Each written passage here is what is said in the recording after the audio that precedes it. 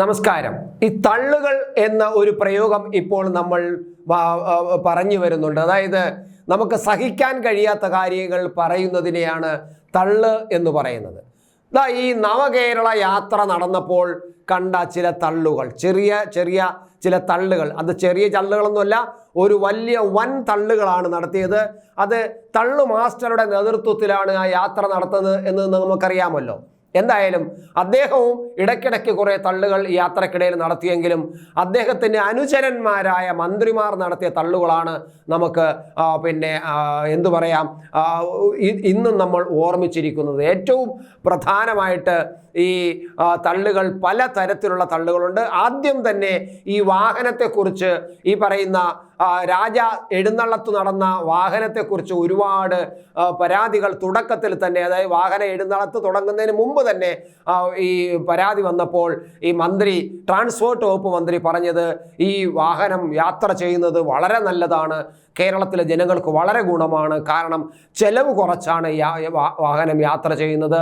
ഈ മന്ത്രിമാർ 21 മന്ത്രിമാരുടെ 21 വാഹനങ്ങൾ ഈ മൊത്തം യാത്ര ചെയ്യുകയും അവരുടെ പോലീസ് അകമ്പടിയും കൂടി യാത്ര ചെയ്യുമ്പോൾ എന്തുമാത്രം വാഹനമാണ് ഈ കേരളത്തിൽ അങ്ങോളം ഇങ്ങോളം ഇങ്ങനെ യാത്ര ചെയ്യേണ്ടത്, അതിൻ്റെ ഡീസൽ ചാർജ്, ബാക്കി ചെലവുകൾ എല്ലാം എന്തെല്ലാമാണ്, ഇവരെല്ലാം കൂടി ഒരു ബസ്സിൽ കയറുമ്പോൾ ഇതൊന്നും ചെലവാക്കേണ്ടതില്ലല്ലോ എന്നാണ് ആദ്യമായിട്ട് ഈ അന്ന് മന്ത്രിയായിരുന്ന ഈ ആന്റണി രാജു തള്ളിയത്. പിന്നീട് നമ്മൾ കണ്ടു അദ്ദേഹം തള്ളിയത് വെറും തള്ളാണെന്ന് മനസ്സിലായി. ഈ ബസ് 1 കോടിയിലധികം രൂപ മുടക്കി ബസ് വാങ്ങുക എന്നത് ഒരു ചെലവ്.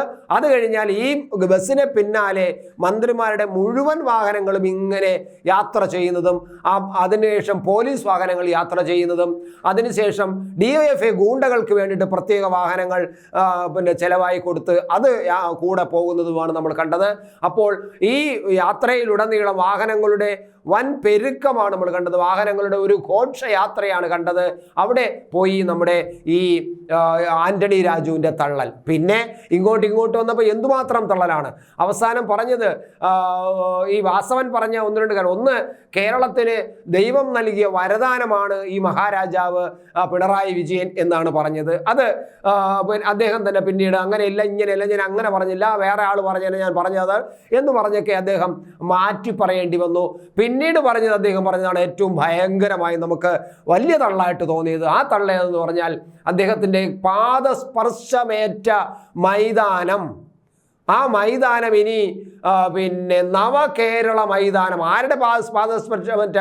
പിണറായി വിജയൻ എന്ന് പറഞ്ഞ മഹാവ്യക്തിയുടെ ഒരു പാദസ്പർശമേറ്റ ഈ മൈതാനം, അതായത് അത് പൊൻകുന്നം, അതെ, പൊൻകുന്നം ഗവൺമെൻറ് ഹയർ സെക്കൻഡറി സ്കൂളാണ്, അവിടുത്തെ മൈതാനമാണ്. ആ മൈതാനം ഇനി നവകേരള മൈതാനം എന്നറിയപ്പെടും എന്നൊക്കെയാണ് വാസവൻ അടുത്ത തള്ളിയത്. എന്തായാലും വൻ തള്ളാണ് വാസവൻ്റേത് ഉണ്ടായിരുന്നത്. അത് പണ്ട് കോട്ടയത്ത് മാർപ്പാപ്പ വന്നപ്പോൾ ആ മാർപ്പാപ്പ വന്ന മൈതാനത്തെ മാർപ്പാപ്പ മൈതാനം, പാപ്പാ മൈതാനം എന്നറിയപ്പെടുന്നുണ്ട്. അത് മനസ്സിൽ വെച്ചുകൊണ്ടാണ് നമ്മുടെ വാസവൻ നമ്മുടെ മാർപ്പാപ്പയെയും ഈ പിണറായി വിജയൻ എന്നുള്ള ആ വ്യക്തിയെയും ഒരേപോലെ തുലനം ചെയ്തുകൊണ്ട് വലിയ അഭിപ്രായങ്ങൾ തള്ളിവിട്ടത്. പിന്നെ തള്ളിയത് നമ്മുടെ സജി ചെറിയാനാണ്.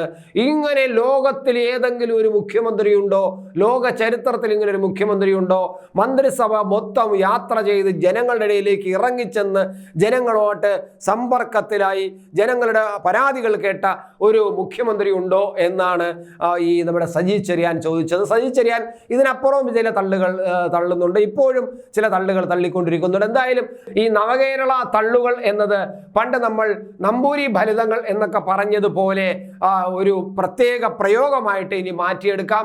ഇത് ഒരു വലിയ പുസ്തകമാക്കി മാറ്റിയെടുത്താൽ വരും തലമുറയ്ക്ക് വളരെ ടെൻഷൻ അടിച്ചിരിക്കുന്ന സമയത്ത് ഒന്ന് ആശ്വസിക്കാൻ, ഒന്ന് ചിരിക്കാൻ, ഒന്ന് ഊറി ചിരിക്കാൻ ഒരു നല്ല ഫലിതങ്ങളായിരിക്കും. എന്തായാലും ഈ നവകേരള യാത്രക്കിടയിലെ തള്ളുകൾ മുഴുവനും ഒരു പുസ്തകമാക്കി ഇറക്കാൻ ഈ വാസവൻ ഒന്ന് ശ്രമിക്കട്ടെ എന്നാണ് ഞങ്ങൾക്ക് പറയാനുള്ളത്.